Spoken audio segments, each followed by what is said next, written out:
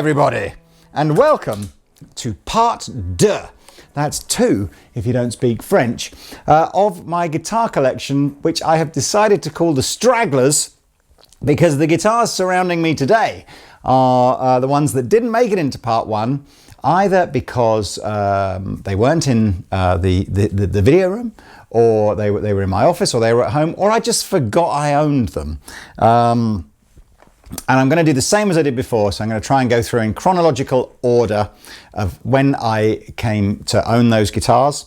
And we're going to do some electric guitars, and for all you fans, we're going to talk about some acoustic guitars, as yes, I do own a couple of those too. So my first guitar, and to be honest with you, this probably should have made it into the first video, because it's a fab guitar. It's a 335, a Gibson 335 from 2001, Space Odyssey. That's right. And I remember literally like it was yesterday, walking into Andertons, seeing this guitar hanging on a rack. I don't know why I hadn't seen it before. Clearly, perhaps a colleague of mine had put it on display or something. And I had a Wayne's World moment. I just saw it. I just went, I have to own that guitar. Let's see if we can get the flame to pop on one of these cameras. I never quite know how to. Flame tops are weird, aren't they? Sometimes they look plain, and then you just adjust it a few degrees, and it all of a sudden explodes like a fireball. Anyway, so I saw this guitar, and I just was like, I've got to own that. It's a wicked looking guitar. And I'd never really wanted a 335. I certainly hadn't played many. Bought the guitar and kind of never really connected with it. I have a feeling that when I bought this guitar, I just wasn't good enough for it, which is a really awful thing to say. And I don't normally, I've always sort of been an advocate of, look, never, ever, ever think that you're not good enough for something. You know, if you want to drive, you don't have to be Lewis Hamilton to drive a Ferrari. I know he doesn't drive for Ferrari, but that's my analogy. If you want it and you can afford it, you should have it. But I bought this, and I think the 335 is a bit of a weird guitar because it's big, a little bit cumbersome if you're not used to it. And I think you just got to be a bit more confident and a bit more into it. So here is the sound of this guitar. Neck pickup. No pedals, just tiny bit of reverb.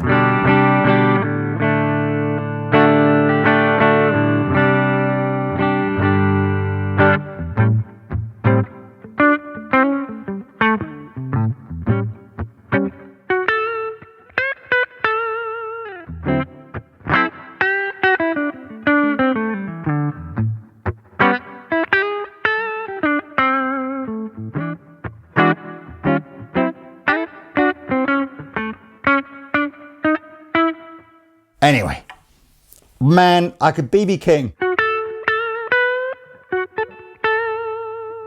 or Eric Clapton, whatever, all day.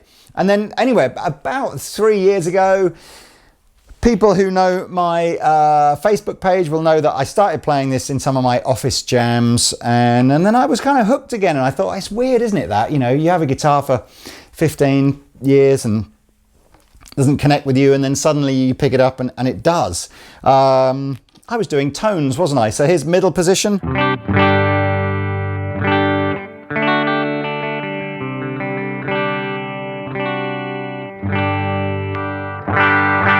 Bridge. I guess what do you do with a 335 on a bridge position? You go.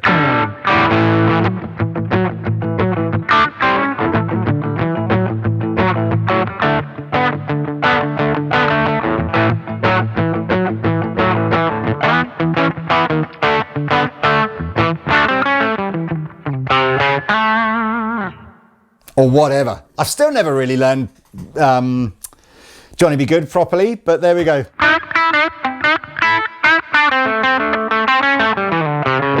Not sure that's the right sound for it, but so this is my 335. If I was shopping for a 335 nowadays, I would be drawn towards some of the custom shop You know, as I said, I've got this custom shop Les Paul, and I know it's like twice the price of a normal Les Paul standard, but there is something magical about it. And they do these 58 and 61 kind of custom shop 335 reissues. They're quite a bit plainer looking than these, actually, to be honest with you. So I wouldn't necessarily visually, but you pick them up and you're just like, oh man, this is just amazing. But hey, this is a standard figured top. So they do a plain top version as well. So a figured top 335.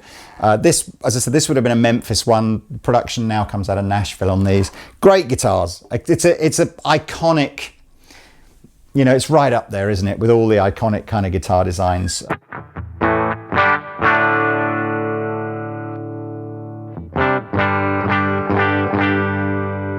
Great.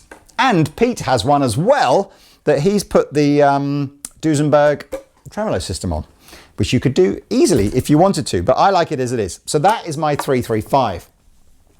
Chronologically, I think the next one to come into my possession was probably this sparkly pink thing. So let's pop this back over here. For those of you that aren't familiar with Daisy Rock guitars, Daisy Rock was a brand that appeared in the, I don't know, early 2000s, something like that. Lady called Tish Chirivolo, I think, if I've pronounced the surname correctly. Lovely lady, married to a guy called Michael, who was president or is president of Schecter Guitars. And she had a vision that she wanted to do something to inspire their daughters and other girls around the world to play the guitar. So she came up with Daisy Rock, and I kind of thought it was an amazing concept at the time. I think in hindsight, people had different views on this guitar, and it put some people's noses out of joint. I think there were definitely, rightly so, there were some women that didn't feel like they needed guitars made to appeal to them. And I think probably in hindsight, I am now of the opinion that actually guitars shouldn't be gender specific. You know, they're just, a guitar is a guitar, and if you like it, you like it, and if you don't, you don't. It doesn't really matter what gender or, you know, any other preference you might have. Anyway, but at the time, I thought the Daisy Rock thing was a cool idea, and commercially speaking, I completely bought into the idea that, you know, if as many girls played guitar as boys played guitar, we'd double the size of the guitar market virtually. But anyway, this is what this guitar sounds like. I'm going to use a Noble's ODR.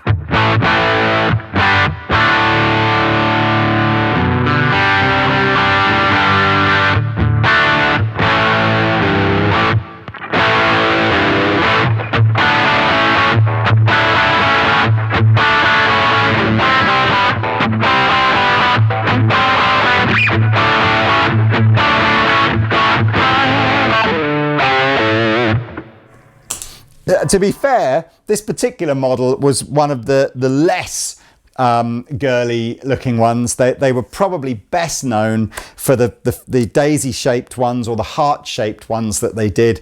And honestly, I'm still, even now, I kind of think, you know, my 6-year-old daughter would absolutely think one of those looked way cooler than my, you know, like a black Strat or something like that. But hey, each to his own. But yes, we did Daisy Rock. I was so into it for a while. I actually ran a business called Daisy Rock Europe, which was a licensing agreement that we had with Daisy Rock to sell their guitars over here. And yes, I have, it was a lesson learnt for me there. You know, there's little old me assuming that what would happen is you'd take an order for 10 guitars from another music store, you'd send them those 10 guitars and you'd ask them to pay you for them. And I learnt the hard way that they never do. Or at least a lot of them don't. And yes, that was not a great venture. So we did that for a couple of years and then did something else. But yes, I kept this just out of a fondness for that time. And this is it. I mean, have you heard enough? Do you want to hear, you know, here it is again with what's going on. Here we are, turn the volume up. Neck pickup.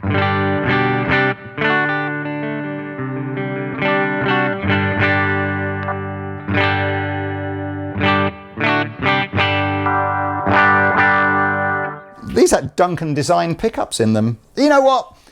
This is a perfectly good guitar. There's nothing wrong with that. And it's in a cool color. So I will continue to keep this. But yes, that is my Daisy Rock. I don't even know what the model is or was, but that's that. Next, in terms of what did I own next, it's probably this. So you might remember from the first video that one of the Strats that I own was inherited from my father-in-law, and so was this one. So this was actually the first guitar that we bought him. And he was a big fan. He was he would have been in a band back in the 50s and early 60s, very sort of skiffle influenced. And I think, you know, he had some guitar heroes, Eddie Cochran, people like that, where he'd have very much grown up listening to guitar players using Gretsch guitars like this. So the 6120, which actually I've got a 6120. Let me grab it. Oosh. Oh, here we go. I don't own this particular one. This is owned by the Andertons video room. So perhaps I do own it. I don't know. It's a blurred line, that one, isn't it? This is a 6120 Players Edition, so it's not as deep as an original 6120, and I think the neck and stuff is slightly different on it, and we've got locking tuners, which you wouldn't have had. But if you imagine this kind of vibe guitar, but again from the 50s or the 60s, and the 5120 that I'm holding here is like an Electromatic version of it. So we all, the family, clubbed together to buy my father-in-law one of these guitars for his 60th or 65th birthday, I forget now. And we clubbed together and we bought him an Electromatic version. Let's pop this back.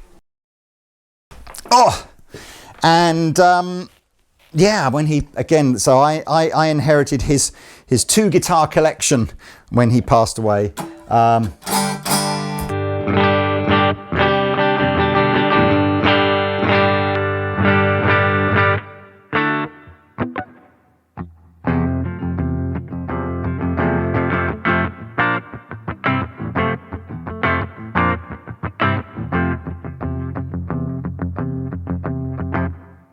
Well, come on, everybody. It's the only guitar I own with a Bigsby on it. It's probably, I don't think I'd ever restrung this guitar. So before doing this video, I thought we'd better restring this. And this is the most fiddly, pain in the ass guitar ever to restring, as this particular Bigsby, you won't see this on close-up cam.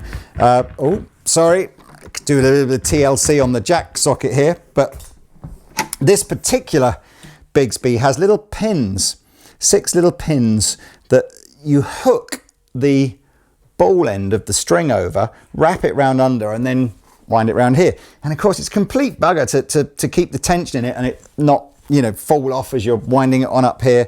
So this took ages to restring, and I'll be honest with you, it'll probably go another 10 years without being restringed now as a result of that. But I just have this at home. I play it acoustically quite a lot, because like that's a perfectly...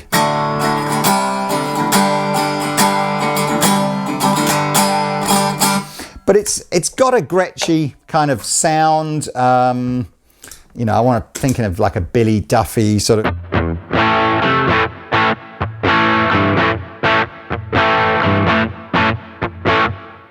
Hey you, or however that song.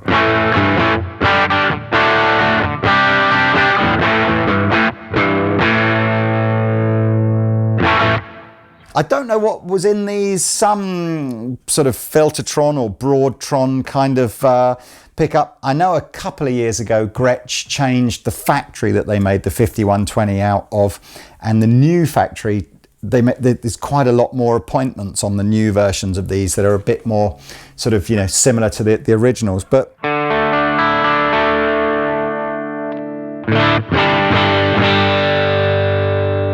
you can really hear that deep, boomy, you know, the completely hollow guitar. You might hear people talk about guitars being center block or hollow, and that refers, my 335, for example, is a center block guitar. So the only hollow bits are the side bits. The actual piece of wood down the middle is completely solid. the 5120 is completely hollow. So you get a much more, you can almost hear the guitar wanting to feed back more. You get a much more resonant tone out of the guitar.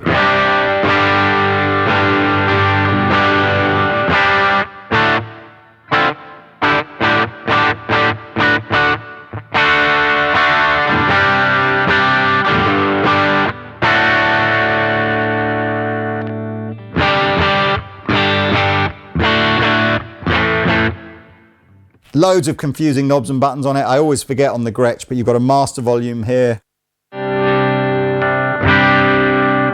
More volumes here for some reason, if I remember right. Yeah, another volume here.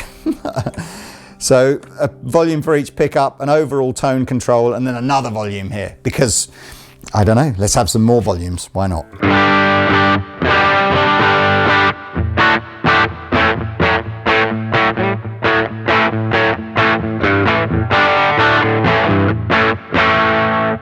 Is it loop time? I don't know. No, I'll save the loop for the next one, I think. So that's the 5120 Gretsch in classic orange stain. The next one is probably the Reverand. Reverand Guitars, if you're not familiar, is an American company owned by a chap called Ken Haas and another chap called Joe Naylor, if I remember rightly. Joe is the kind of the designer of the guitars, and he makes his own pickups and hardware and stuff, and Ken is the kind of the commercial clever guy that works out how to run a business and make a profit out of things. At least that's the plan. So the story behind the Reverand double agent is going back about 5 years. I met a guy who owned a music store in the States called Joe Leach, a lovely guy. I don't know why I talk about him in the past tense. He is completely still alive. But he's not in the music industry anymore.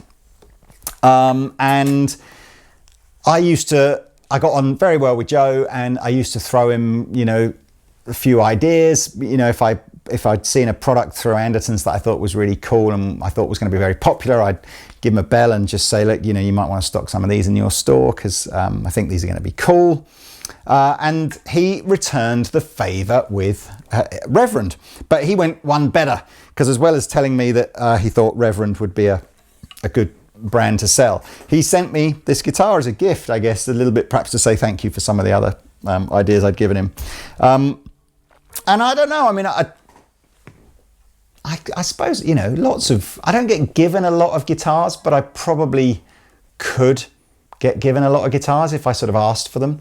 But I tend to sort of not, I'm talking about more affordable guitars, but I tend to not really desire, if that's the right words, that kind of guitar. So I was kind of shocked when I got this guitar, and I'm like, you know, a few months after owning it, I was like, man, I've played this a lot recently. I'm quite into this. So double agent, these are made in Korea. The whole range sits from between sort of 600 and 1100 pounds, something like that. You've got players like Greg Koch have signature Reverand guitars, but the double agent is, what do I see when I look at this guitar? I see some sort of menage a trois with a Telecaster, a Les Paul, and a I don't know, an offset like a Jaguar or something like that have done something naughty with each other and had a baby, and it looks a bit like this. It's got a humbucker here, it's got a P90 here, and it's got this kind of bass roll-off control, which is a Reverand thing, which you see in a lot of their guitars. But anyway, let's do another loop.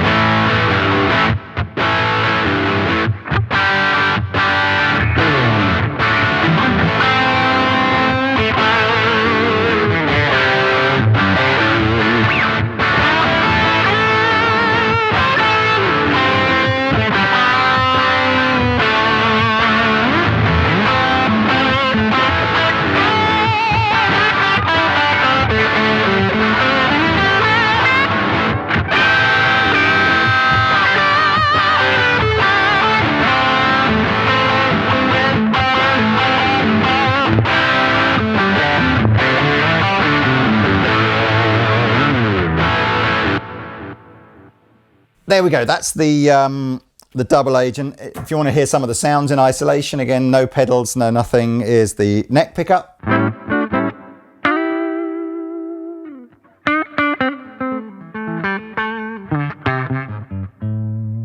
I think it's the only guitar I own with a P90 on it.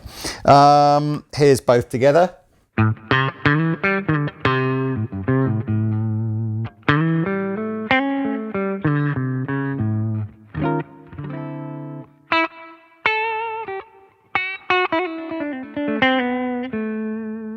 Here's the humbucker. I like this guitar. Might be getting a little bit of clipping. It's a little hot, this guitar, I think, but turn the compressor on might help.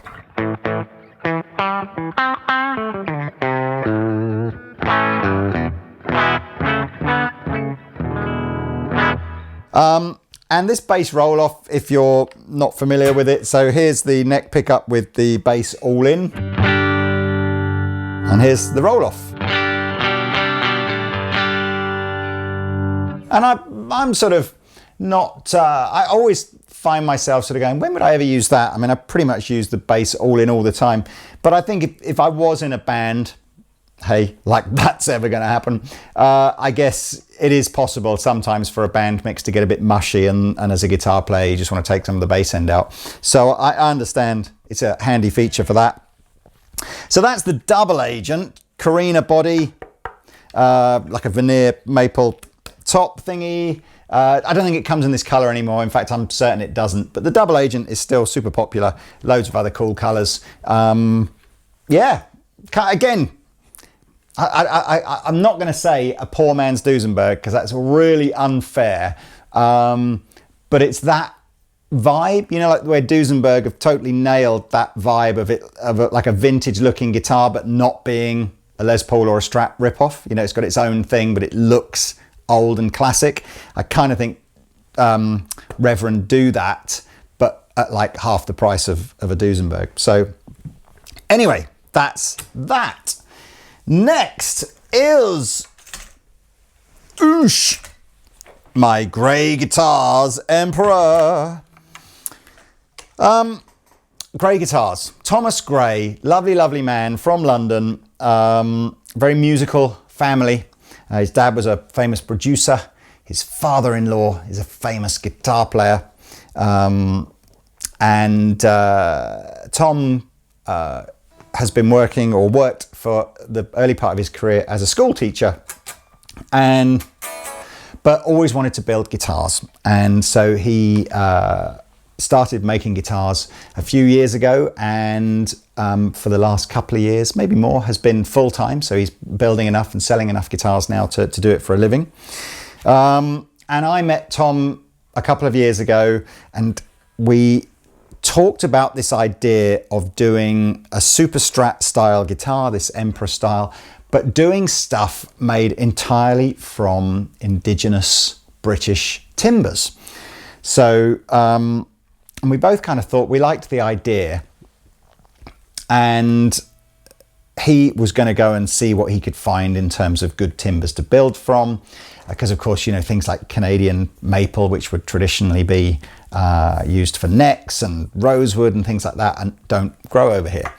And then, for extra excitement, from my part anyway, I had coincidentally at the time just done some work. I didn't do it myself, builders did it in my house to convert our living room, which the house itself is quite a contemporary looking house, but for some reason the living room had a really old-fashioned inglenook. It's a great word, isn't it? Inglenook fireplace with this big oak lintel going above an open brick kind of fireplace. And we ripped it out and made the room look more contemporary. And sitting in my garage for several months was this massive long, like 6 meter long oak lintel that I assumed was pretty old oak. And anyway, Tom came around to my house one day and I said, do you think you could make a guitar, make the body out of some of that oak? Because it would be cool, like at least a cool story anyway. So he found some bits of it, you know, we found the bits that didn't have holes and dirty great cracks in it and all that kind of stuff, and chopped some bits up, and he made this body. So like a two-piece body. And it's quite heavy and dense oak. So it's actually, this particular guitar has a bigger tummy cut out of it than a regular Emperor would, just to try and reduce the weight of it.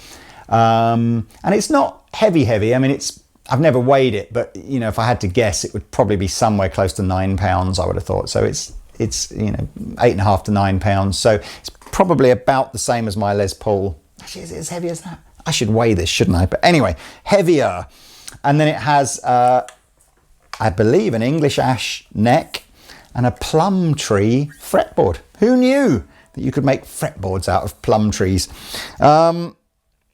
And it's a very contemporary feeling guitar. It's got a very thin, fast kind of neck on it.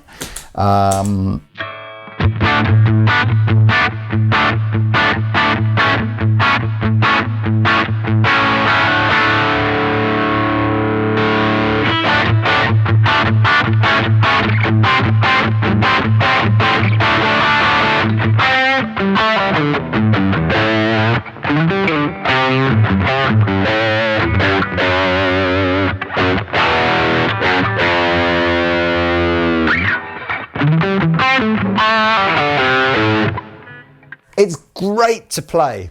Honestly, one of the nicest guitars I've got to play. I think he uses like a gun stock oil on the backs of the neck, but it feels so good. But I don't know if it's a combination of the pickups or the bodywood or a bit of both, but it's always been a bit bright. If I turn everything off, you'll hear...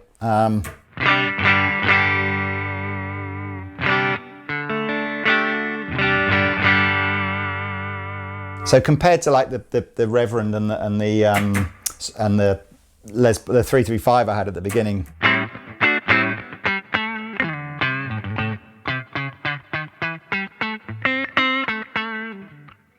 it's a little thin and bright sounding. So I've never really, I mean, I said I play this guitar quite a lot, especially acoustically, because I do think the feel of it's fabulous, but perhaps I don't play it as much electrically because...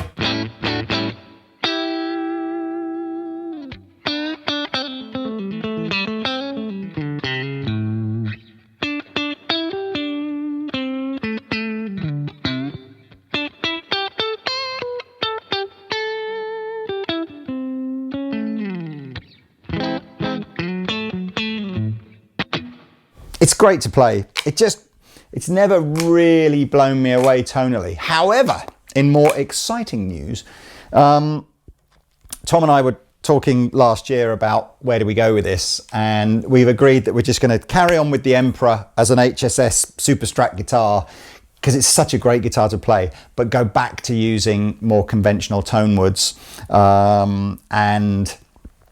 so I think, and also bling it up a little bit. So I think it will have some sort of baked maple, highly figured necks, maple necks, and some more interesting colours and finishes. But they should be back in stock at some point soon, you know, sort of April, May 2020. And I'm kind of looking forward to those. But yes, this is funky. It is a great guitar, and one another one I'm sort of interested to own and will keep, just because of the fact that it's essentially a bit of my old fireplace. So that's the grey Emperor. Lastly, and I think possibly the most asked after guitar, like where's this guitar from the first video, is this, which I bought at the beginning of 2020 from Guitar Center in Hollywood while I was at the NAMM show. It's another kind of Wayne's World. You know, we were in LA. We'd gone out a couple of days early into LA just to acclimatize for the NAMM show. And I wanted to visit Norm's, but we messed up our timetable, and the only day we had free was the Monday, and Norm's is closed on a Monday, which is a drag. So we went onto Sunset and up to Guitar Center, who also have a big selection of old guitars. And I was kind of having a wander around and played a few things, and you know, some loads and loads of incredible guitars in there, but nothing that I could afford. or that really I thought, oh yeah, I like that. And then of course, and then I saw this, and which camera shall I go to? I'm going to go to this one.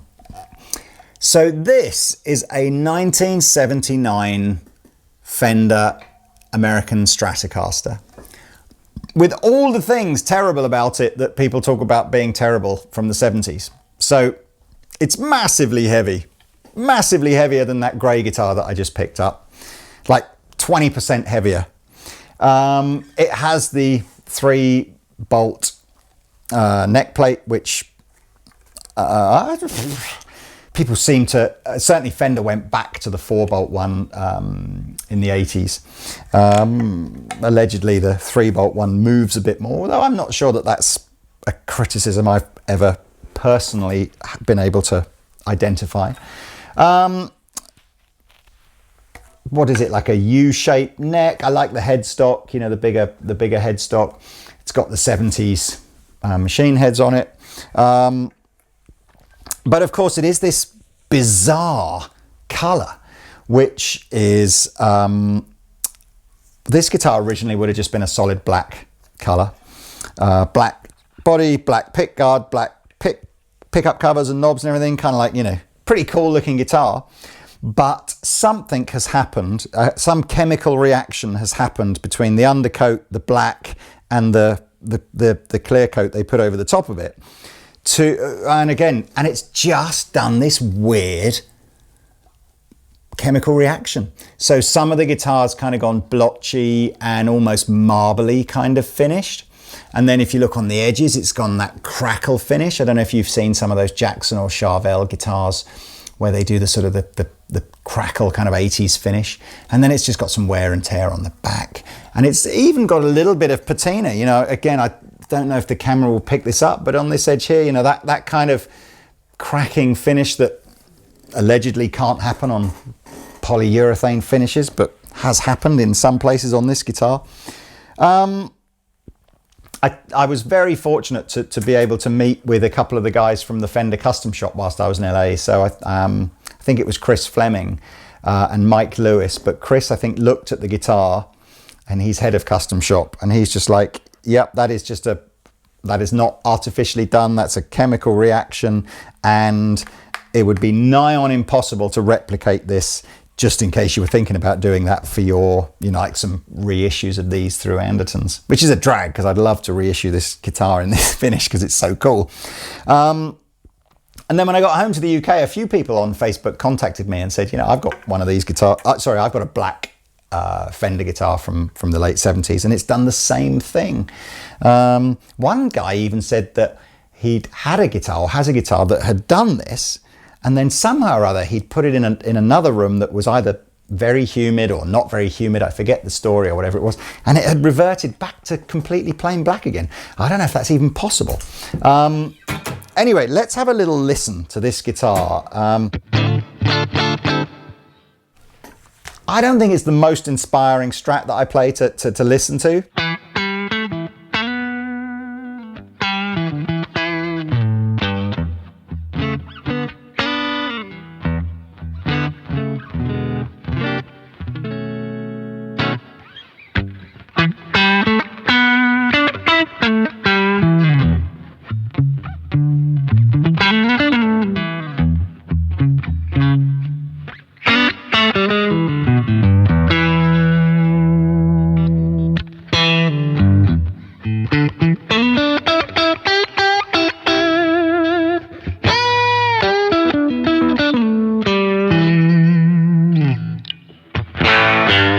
I don't even know, what do you play on an all black, you know, use it.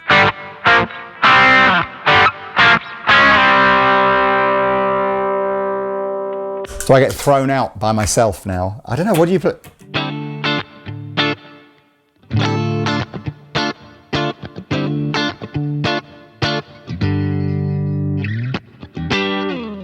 Do you play that? I don't know. Do you play some do you play that? Do you play, I don't think Clapton ever really had like a 70s, late 70s Strat, did he? Maybe he did.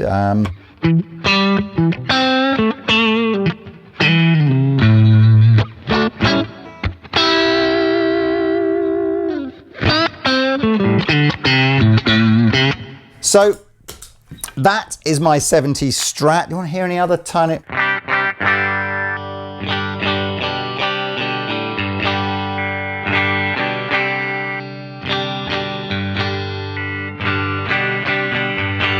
I've definitely got Strats that I like the feel of better and I like the sound of better.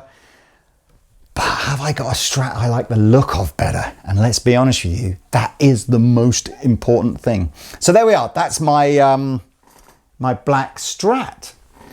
And that, I believe, completes our little journey through the electrics left. So you might be wondering, what might you be wondering? You might be wondering about the white Strat that I bought from Pete a couple of years ago, the one with the 64 neck, which is just over there. But it's not going to be in this video because I've given it back to him, as I promised I would. The story there goes, Pete, like many musicians, goes through you know, good times and bad times in terms of the old bank balance. And I bought this off of him at a time when I think he was feeling vulnerable. And I always felt a bit guilty because I didn't give him much money for it. And as good a guitar as it is, he had so many sentimental kind of moments in his guitar playing life where he'd been on stage with that guitar. It just didn't feel right.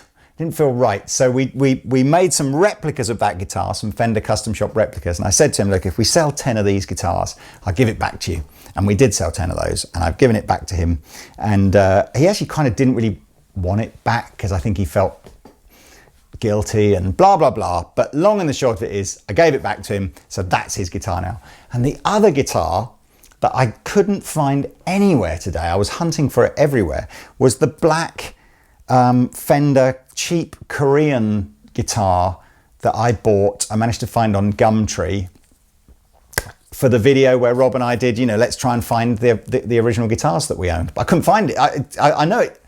I know I had it.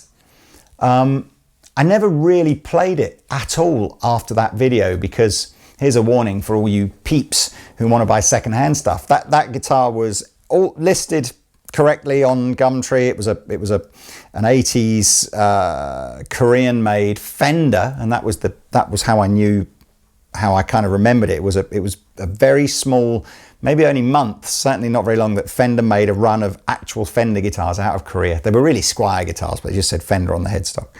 And I learned to play on a red one of those. So anyway, I found one. I think it was in Scotland. Bought it from the guy on Gumtree. Came down. It was quite dear. You know, it was like £250, something like that, which was more than they were when I first bought my one. Anyway, it came in, and the fretware was, there were no frets left on it. So I just about blagged our way through the video with Rob. And then it was just like, I need to get this refretted if it's going to be worth playing. And a cost of a refret was probably going to be as much as what the guitar had cost. So I just thought, it's not worth it, is it? And then I've obviously put it somewhere. Maybe I gave it to someone to refret and I'd forgotten. So I don't know where that is. So if you've got that guitar and you work for Andertons, can I have it back, please? But let's move on to acoustic guitars and to possibly the most sentimental guitar that I own, which is this one.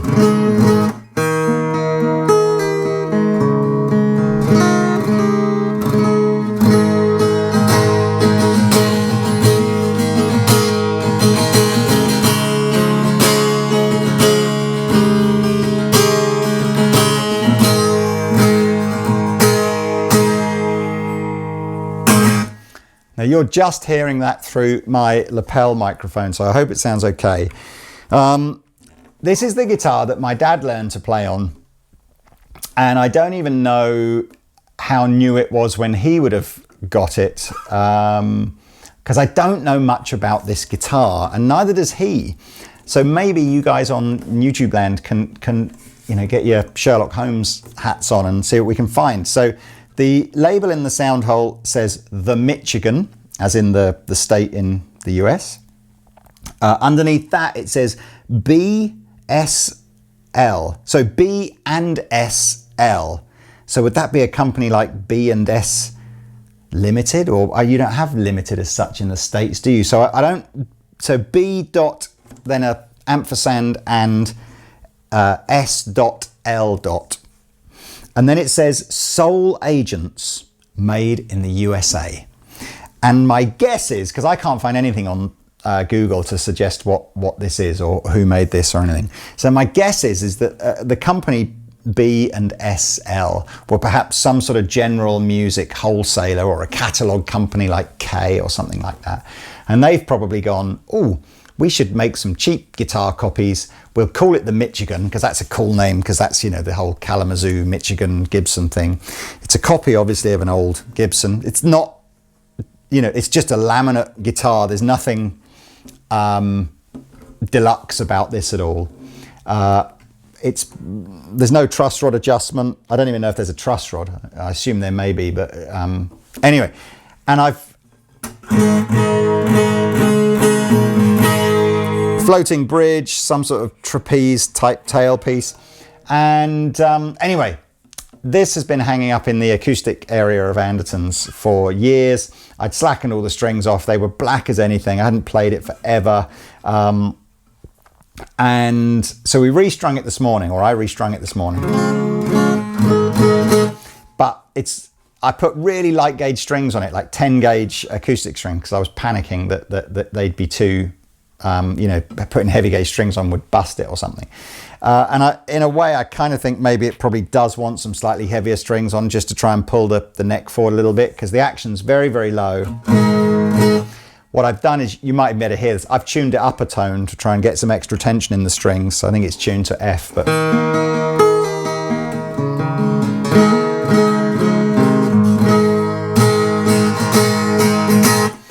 And here's a good one for you. Right, so the nut is obviously cut too low in this bottom E string, and it was buzzing like crazy on the first fret. So in my DIY bodgeroo, which camera can we go to? Might try this one. If you look at the nut on the E string, you can see I've wedged a little bit of paper in there. And some guitar tech showed me that about 20 years ago. You just get a tiny bit of paper, fold it over about 5 times, slacken the string off, wedge the bit of paper in the nut, put the string back over it, and like, hey presto, it's fixed. Bodger fix.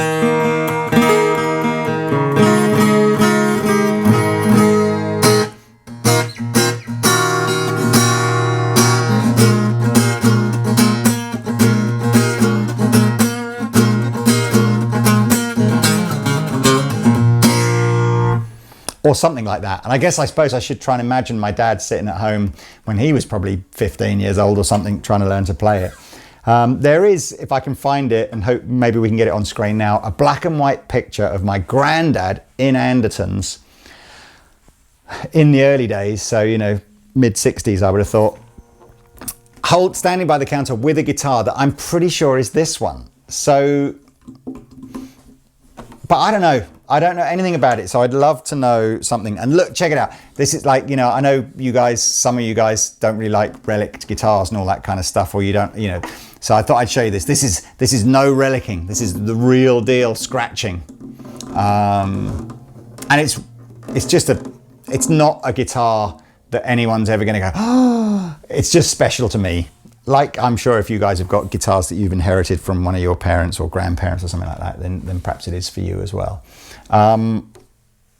That's that. Cool, right?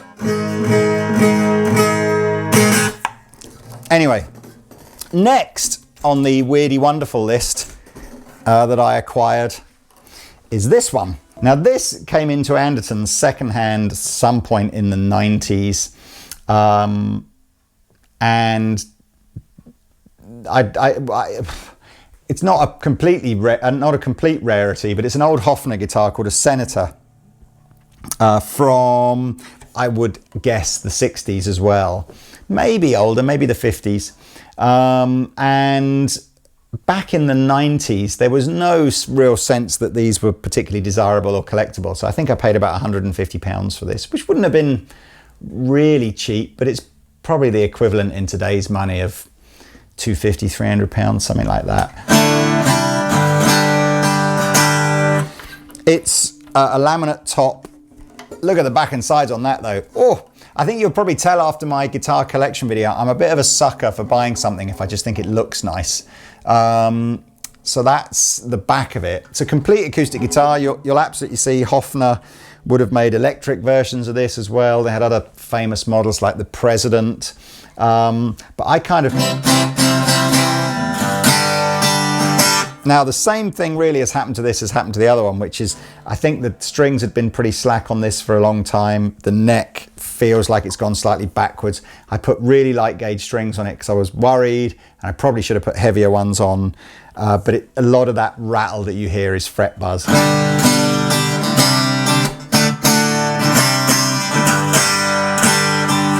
But a lot of that sound is actually just how the guitar sounds. These are, I don't really know a great deal about these, but they remind me of some of those Epiphone acoustics that were reissued recently, like the Masterbuilt stuff, which had the vertical bracing in it. And they have this very stiff sound to them, not open and warm like a traditional sort of Martin acoustic, but much stiffer and almost like a Django Reinhardt-y kind of vibe to them. Not that I can play anything like that, but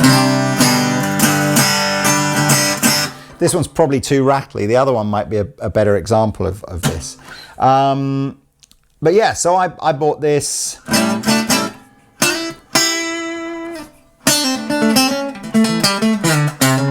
I kind of feel like I sort of want to see myself in some sort of white suit with a big slick back quiffy hair playing Elvis Presley songs or something, you know. How does that go?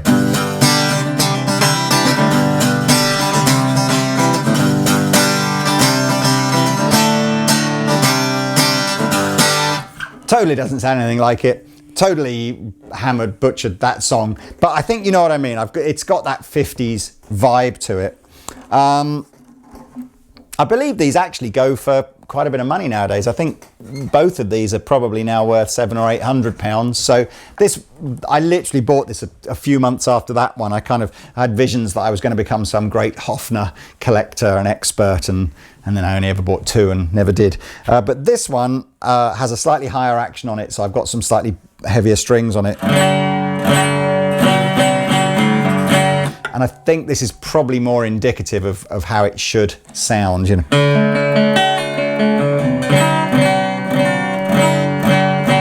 But can you hear that very strong mid-range? I don't think it's a particularly pleasant sound, but it's very bright. I could again, it is that Django.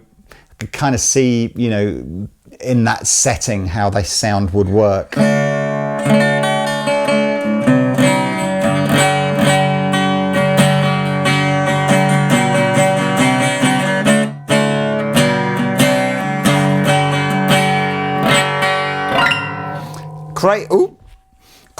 Crazy with both these guitars. I think it's something to do with the tailpiece and the length of the string between the bridge and the tailpiece.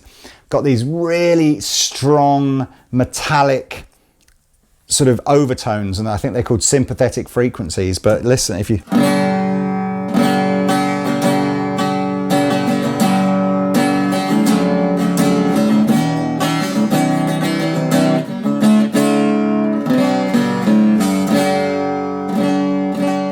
Anyway, honestly, I bought both those guitars really for decorative purposes rather than playing purposes.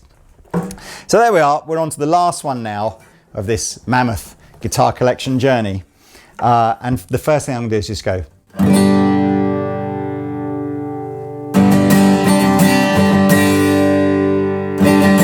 So before you've forgotten just what that one sounds like, now you're hearing a proper acoustic guitar.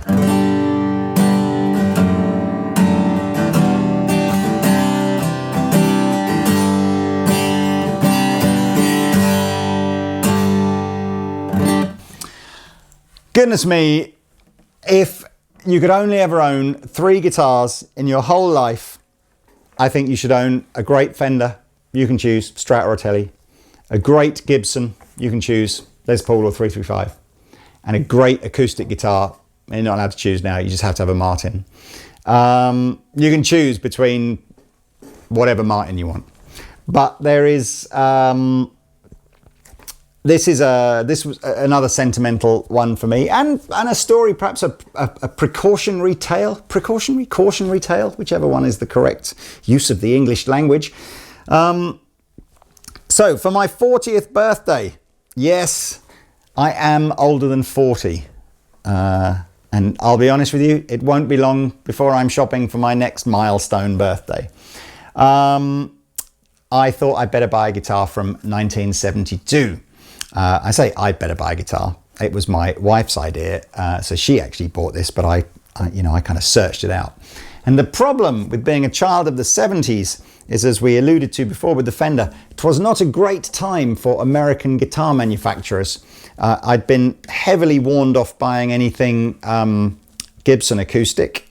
Obviously Fender didn't really make acoustics. I don't even know if Guild was, I think Guild probably was going in the 70s, but again, no brand really comes out with much credit from that era, other than the general consensus from experts that I spoke to was that Martin continued to produce good guitars all the way through the 70s without really suffering the same dip that other brands did. So I thought, right, Martin it is. And then you just go on a journey and you try and find something that you like, and you got, all the classic models, D28, D35s, D18s, double O's, triple O's, whatever. But I suppose slightly ridiculously, the first thing on my shopping list was it had to be made in 1972. So I used, is it Gearbase? I think there was a website then, or is still now, where you could kind of put in certain search terms for what you were looking for, and then they would keep like a database, and every time something that came up that matched those terms, they'd email you. So pretty quickly, within a month or so, I got an email saying there's this D35 from 1972 from a dealer in the US, and it was expensive. I mean, it was several £1,000s. But my wife had said that's kind of, she would spend up to that. And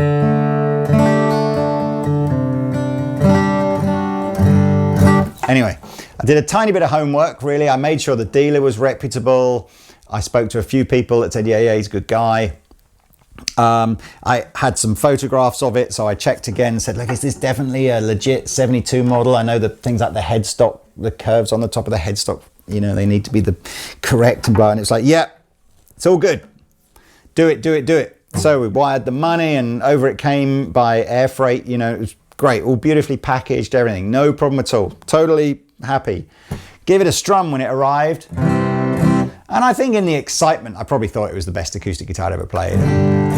But in reality, I didn't play it much, and I kind of started to go, I don't know, is it the best acoustic I've ever played? There's plenty of other ones in the shop hanging up that I think sound better. And so it hung in my office, and I was still proud of the fact I owned a guitar from 72, and so, hey, we're the same age, man. Who looks better? Yeah, I thought so. Well done, guitar. And then, as luck would have it, one day, about 2 years after I owned this guitar, we had a chap called Dave Doll, who was head of Martin's repair shop in the UK. He'd come over as part of a Martin tour, and we met up and we had some lunch and blah, blah, blah. I'd mentioned I had this D35. He wanted to see it. He came up and he's like, one strum. He's like, Lee, your guitar's effed, basically. It's like, that is not how it's supposed to sound. I'm like, what do you mean? What do you mean? And he's like, it's pretty common on guitars that, get to this age, but the glue that's holding the struts onto the bracing on essentially is drying out. The struts now are no longer completely secure. And on certain frequencies, it's acting like a snare drum. So the strut is vibrating like crazy on the top, and it's not allowing the guitar to project properly, and blah, blah, blah. He said, yeah, and really the neck needs to come off and be reset. And you know what, you could probably do with a refret. But by this time I was like going, oh, it's great. So what you're saying is I've bought this really expensive complete pup. And fortunately, I suppose, you know, being in the fortunate position of people like Martin going, well, you're quite a big Martin dealer, so, you know, hey, there's a few perks to that.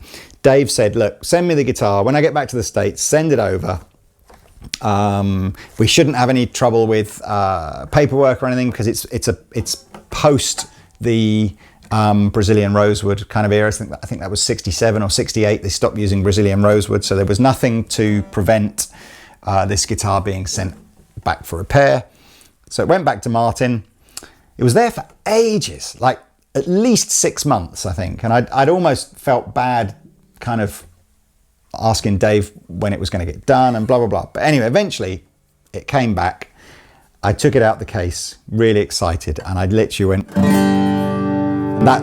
that's what it sounded like. You know?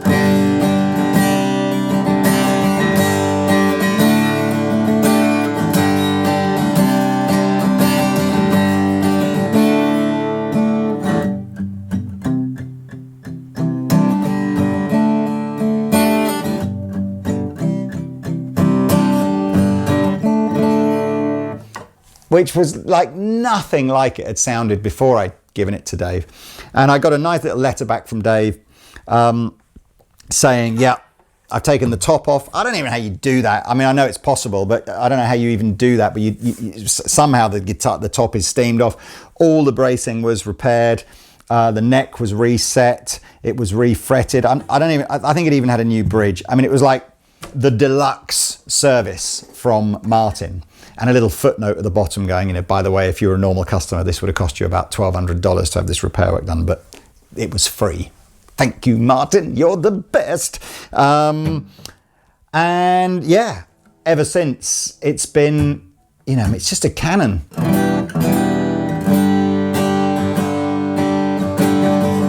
I know what I can play as a G chord on the acoustic guitar, which is somewhat limiting.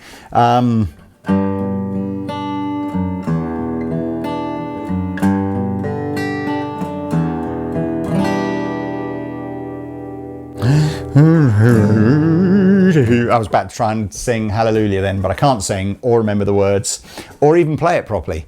So let's not go there. But I don't know. I mean, do you agree?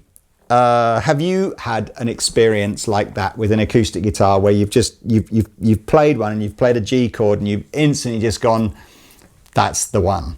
And that's kind of how I feel like with this now. So we're gonna grow gracefully old together, share stories of like what it was like when we used to, you know, kind of sweets that we used to get in the 70s and watching Grange Hill on TV in the 80s, and what it was like when we were there for, you know, the millennium, and all the, you know, all the kind of things that you can discuss with someone who's the same age as you. But there we are. So that is my Martin D35. I hope you've enjoyed this little trip down memory lane with my guitar collection. I'm 99.9% certain I don't own any other guitars. I will do my best to get Pete Honore to do this as well. He reckons he's need about 10 episodes to do all his guitars, which I don't believe him. I don't believe he's got more than a dozen or so guitars, but maybe he does. If you've got any questions, fire them in the comments section. I'll do my best to answer. I'm using the same rig as we had before, so the Humboldt Simplifier for like an amp simulator straight into the desk. Pedals, same pedals as before. So if you've not seen part one, check out part one, because I talk about the pedals and the Simplifier a bit more. The acoustics you've just heard on my lapel mic. The only thing I've done differently in this video is the second camera, close-up camera, is now another one of the Canon cameras rather than my iPhone, just because they're color matched properly. That's it. I know you guys would be going like, you know, so what's your favorite one of them all between both the videos? And that's a really, you know, there's not a best one. I don't like that word when you talk about guitars and music in general. No such thing as best. There's only what your favorite is. And my favorite would absolutely change from one day to the next, and depending on the style of music. But if I'm pushed to go, What's the one that always puts a smile on my face? It's probably the Les Paul. Probably the Les Paul. But honestly, if that was the only guitar I could ever play again, I suspect inevitably you'd be like, oh, I'm just desperate for that Tele or that Strat or that anything, you know, just the something else. But yeah, probably the Les Paul.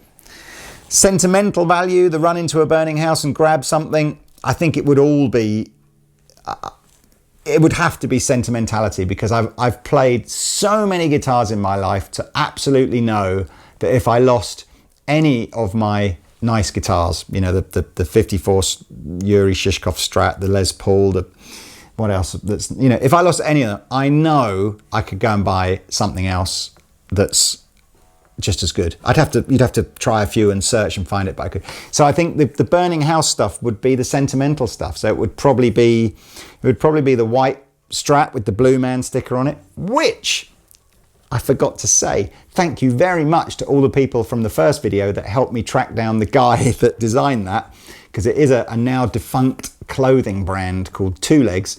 And in a small world twist of fate, I contacted him via Facebook, explained I don't believe he watches any of our videos. I don't think he's a guitar player or anything, but I explained it and he was like, oh yeah, cool. He said, my mum actually lives quite near to where your store is. So next time I'm over seeing her, let's meet up, and who knows? So who knows what crazy line of Blue Man merchandise might be coming from Andertons at some point in the future. But yes, so it'd probably be the white Fender Strat with the Blue Man sticker on it, and my dad's first acoustic, because you know what, and probably two of the least valuable guitars that I own, but important to me. So they'd be my two burning house guitars. But I love them all. I really do. I just love guitars in general, which you probably guys know that, otherwise I wouldn't do what I do. So thank you for sticking with me during this two-parter, part 1 and part 2 of my guitar collection. And yes, stay safe and sane in these interesting times, and hopefully we'll all be able to meet up for a virtual jam and beverage soon, without worrying about what awfulness might happen if we cough on one another. Okay, right, see you next time. Bye-bye.